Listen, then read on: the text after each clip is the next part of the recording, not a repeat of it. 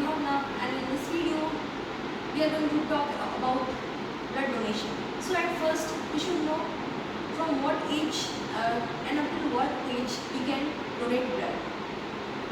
So we can donate blood from 18 years up to 65 years. Then अब blood donation करने का फ़ायदा क्या है? कुछ तो फ़ायदा होना चाहिए इंसान को, क्योंकि इंसान आज के टाइम में सबको अपना फ़ायदा देखता है। भाई ब्लड डोनेशन भी आज के टाइम में खुद का ही फ़ायदा है। लोग सोचते हैं कि मेरे शरीर में तो खून ही नहीं है, पर हर एक इंसान के शरीर में 5 लीटर खून हर इंसान के शरीर में रहता है। जब आप 1 यूनिट खून किसी को देते हैं तो उसको 350 ml खून होता है। तो जब आप 1 यूनिट खून किसी को देते हैं तो उसमें आपको खून देने से किसी को खुद को नुकसान नहीं होता है, उसको खुद का ही फ़ायदा होता है। अब क्या फ़ायदा होता है? अब फ़ायदा बस इतना ही होता है कि हमारी बॉडी में 3 प्रकार के सेल्स होते हैं, RBC, WBC और प्लेटलेट्स। जो RBC होते हैं उनका लाइफ स्पैन होता है 120 डेज, मतलब हमारी बॉडी में वो हर 4 महीने में अपने आप डिस्ट्रॉय हो जाता है।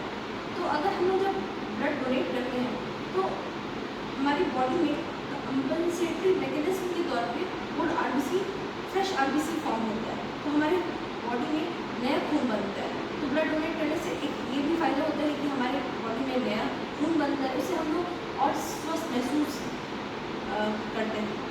दूसरा फ़ायदा ये है कि जब हम लोग ब्लड डोनेशन करने जाते हैं तो उस वक्त बहुत सारी बीमारी का पकड़ाव होता है, जैसे कि HIV, hepatitis B, hepatitis C, syphilis, malaria, इन सारी बीमारी का पकड़ाव होता है, मतलब स्क्रीनिंग हो जाता है।